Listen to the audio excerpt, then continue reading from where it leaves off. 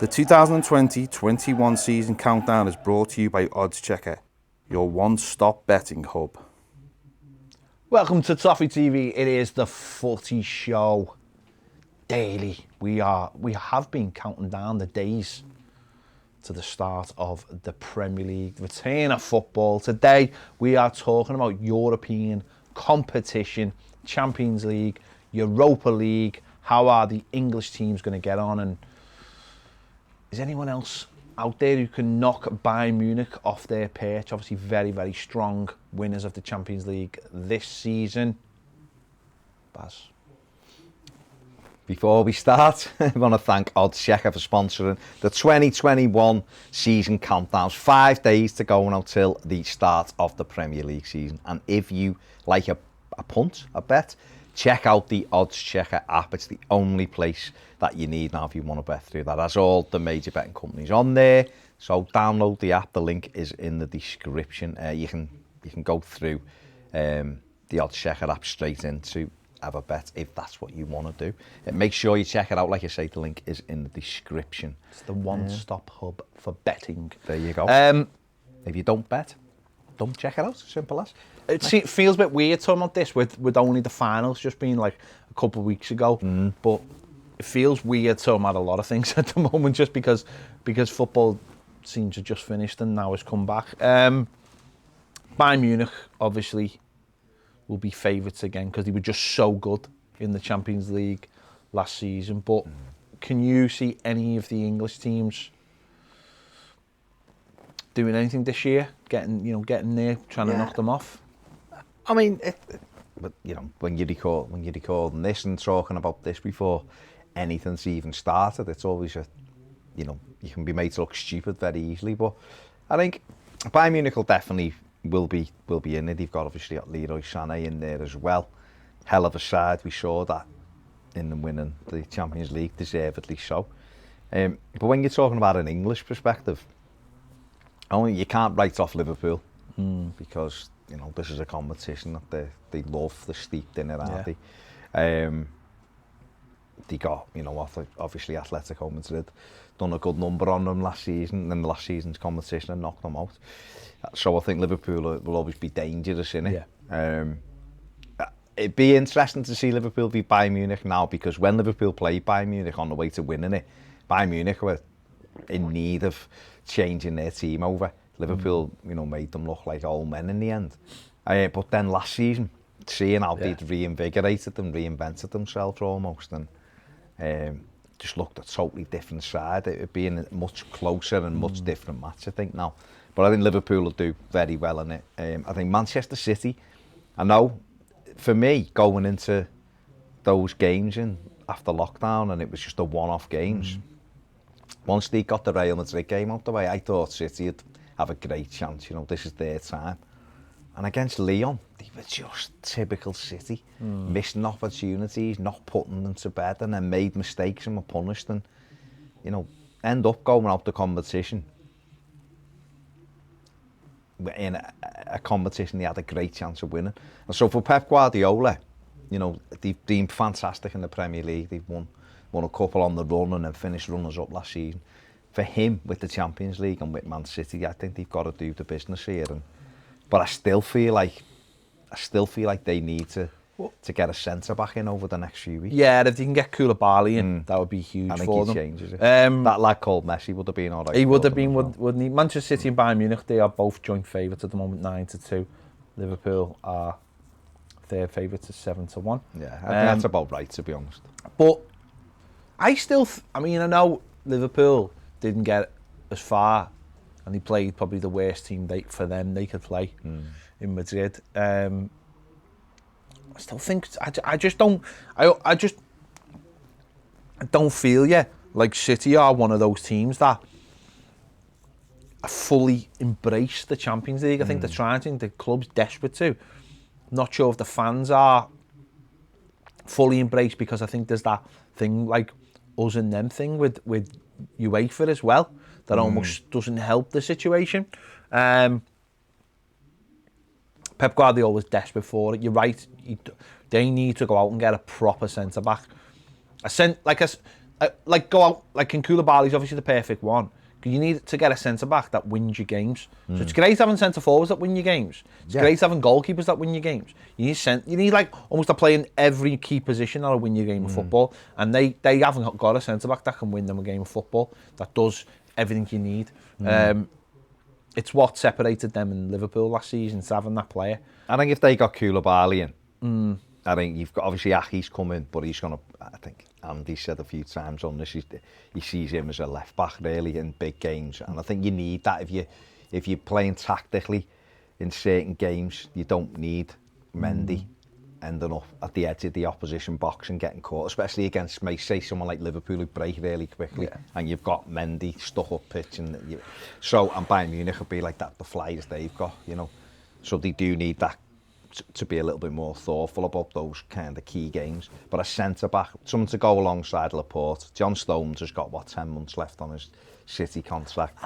I don't think he's not going to be the answer. They're looking for him to go. Otamendi's got a mistake in him all the time. I think for City, they need to have a couple of players that you almost don't notice in a game, but because they're doing their job so well. And I think at times they don't have that enough on the pitch. They have like these big plays that you expect something from all the time, whether it be an Aguero or Kevin De Bruyne or whatever. And it's almost like when City, I think that was the difference between them and Bayern Munich. Bayern Munich had a team of players that even if you didn't notice them, so like in the final, Thomas Muller was quite quiet, but he was doing his job brilliantly and effectively, but without having to like stand out. I think that's where City have been. Not gone wrong, where they haven't just fully. I think that's what Fernandinho used to do for them when he played in midfield. He used to do that job, and it was like, and I think they haven't got anyone like that at the moment. Whereas Liverpool have got like a midfield full of those players, and actually now by them trying to get Thiago, they're trying to get like a key player in midfield now, so they're trying to change it up a little bit. For me, I think that's what they're going to do. What they need to do. But what about a striker, just very quick? Yeah, and I think they need a striker who's a little bit different to what they've already got. For me, would be. I know they've been like McPartland from Inter Milan, but he's something a little bit different. But something different, you got all your usual suspects in there, of course. But what about Chelsea? Well, I was going to say they're 22-1. They've bought a hell of a lot of players, and I think what's good about the Champions League is, certainly going into the group stage, you can feel your way through it. You've got enough quality to get past the teams in there in the Champions League. You get to what's it, February, March time when you get to the groups out the group stage into the knockout. And if they can get to those knockouts and that team's starting to build a little bit of momentum, players are starting to bed in. Certainly for that tournament. I mean, for winning the Premier League, it's different because you need to win. You know, with City and Liverpool, you need to win nearly every game now. That's the way it's gone. It's ridiculous. But for the Champions League, it's a little bit different. They can feel their way through that group stage, and no one, if they get to the knockout and they've built into a nice team and have got the defensive situation, no one's going to want to play them. No, they've got. I mean, adding Timo Werner to your ranks gives you those goal threat all the time. He scored, and he scored 3 minutes into his Chelsea debut at Brighton, didn't he, in the friendly, and he scored for Germany last week internationally against Spain, didn't he? And Werner he's a fantastic threat. He's quick. They've got him in there. Obviously, they've got the experience of Olivier Giroud, but they've got some really good players. Chelsea, Kai Havertz coming in, young talent, but fantastically talented. Obviously, he's got to try to settle in quickly, but he's a threat.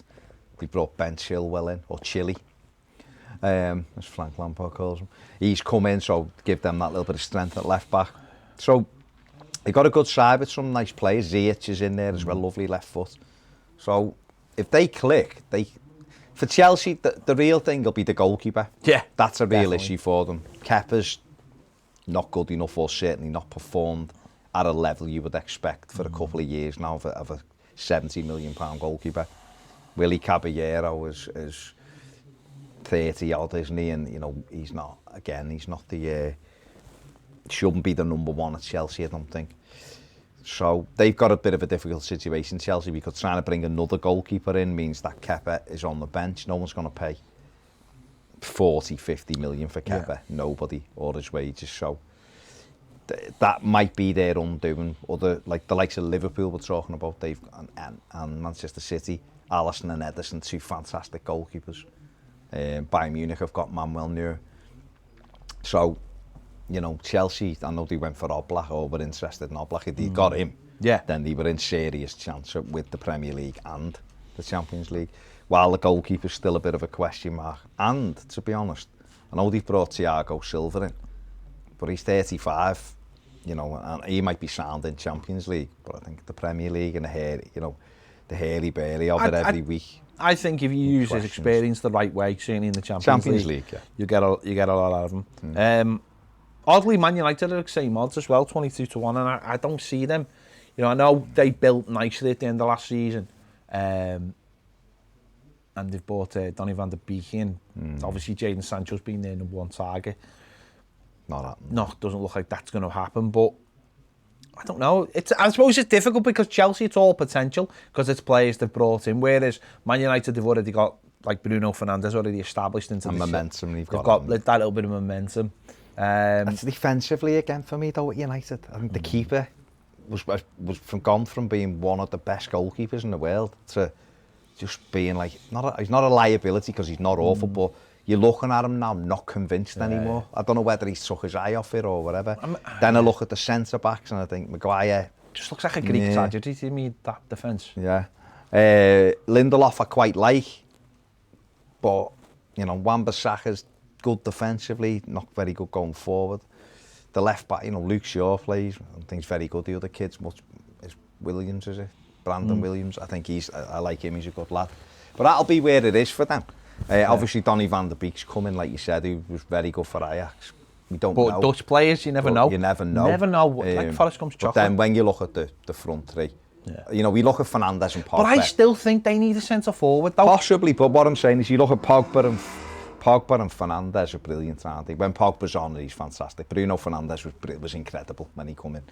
Transform the whole team almost. And then up front you've got Martial, Greenwood, Rashford, the three cracking players. You might be right, they may need someone who, the way Liverpool have used Firmino as like the focal point and they have runners off him. United don't really have that, they're all runners, aren't they? Rashford likes it ahead of him, Martial likes to dribble, Mason Greenwood cuts in and is a real threat. They haven't really got anyone. Yeah, I can see Man United getting to falling the a bit quarters, short. but not better than that. Let's just talk about the Europa League very quickly. Arsenal favourites at the moment, 10-1. Really? Yeah. But then if you look at the teams who were in it though, and actually some of the buys they've made now they finished the season, that you can understand, because obviously this is, you know, you can understand why they would be looked at, because they always seem to get through those early rounds. Really, yeah, they negotiate the early rounds. Using a lot of young players as well. Tottenham are 12-1, so that's interesting. They're second favourites, and Leicester are 25-1. So see, that to me, that see, I just on the Leicester thing, I think because they rely on Vardy a lot, that'll be interesting how they cope with that Thursday, Sunday, every other week. They've got Ayoji Perez, haven't they? Who's plays like more midfield. Iniacho. Got Iniacho who he can never, you know. No, that's he's what I'm not saying. done what he's done. So 25-1. I don't know how far away. You've got the likes of Villarreal, Roma, Bayer Leverkusen, Napoli, AC Milan ahead of them, by the way. So there's some good old traditional names in there. Yeah. I think Milan will be really strong in this, by the way, this season. Yeah. See, I look at Arsenal and I think, you know, I'm not that impressed with them. I think he done all right, and I think he finished the season obviously winning the FA Cup, and it's great. Got that momentum, and he beat Liverpool on penalty, but he still won it. Beat Liverpool on Charity Shield. So it'll be interesting to see what they do, because, like you say, it's a tough thing. But Arsenal have done really well. Whoever it is, even when Emery was there and people were slating him, they negotiated that Europa League quite comfortably. I think Arsenal might be a bit of a Katy Perry this year, full on dark horse. Do you? I do. Fair play. Spurs. I mean, if Mourinho tactically, if they again, Mourinho is brilliant at group stages. Don't forget there's a trophy he won as well at Man United. Group stages, he knows 3 wins you through. But he could look and go, it might be a stretch getting in the top 4. I'm saying it is, because we don't know. Trophy, though, isn't it? Trophy and a Champions League place if you win Trophy, though. That's the thing. I know, but it's a Champions League place. But that's what I'm saying. No, but it's this thing called the trophy. And Spurs want the trophy. Exactly. They've won the Europa League, they've won the UEFA Cup, haven't they, before? They won it 82, 81, 82. Oh, one of those numbers. 83. So, Graham Roberts. It's a case of like, if you can, because sometimes what happens when if you don't play in the Europa League all the time and you're always going for that Champions League and you never got a chance, sometimes it's not if you can get that. Arsenal in the same boat. I'd love to win the Europa League. Love to be in the Europa League. If they could get that trophy. Oh, yeah. Well, mate, if Arsenal won that, then Arteta would be the new Pep. Yeah. 3 trophies in 12 months would be incredible. But when I look at the team, our English teams have always got a chance in Europe. Napoli, because they're strong. Napoli, Milan, they'll have a good go. Just looking at the Spanish teams, because obviously Sevilla in the Champions League, aren't they? But also though, what you've always got to remember the Europa League is though the Champions League teams drop into it. Drop in as well. So it makes it. What the odds are at the moment are only odds for right now. Of course, yeah. Of course. Granada are in it. Do you know what I mean? There you go. Lille are in it. Wolfsburg are in it. Real Sociedad are in it. So that's gonna be an interesting Napoli will be a shout because obviously they took Victor Osimhen. He's gone from Leeds, so and they're trying. And they used to play in European football. Playing in Europe, and Gattuso's looking to bring another couple in. So be interesting. No, obviously, beginning of the season, we're trying to predict things, and we haven't seen a ball kicked yet. But that's and the transfer window's still open. Yeah, and the transfer window is still open. If you haven't already, click the link in the description to get the Odds Checker app. Don't forget, you have to be 18 plus. You have to be, and you need to bet responsibly as well. Don't forget, it's the one-stop hub for betting, all in one place on the app. So make sure you check that out. We'll be back tomorrow with another discussion on the countdown to football starting on Saturday. Don't forget, subscribe, give this video a link. If you want more videos, join us over on Patreon. Thanks for watching. See you later.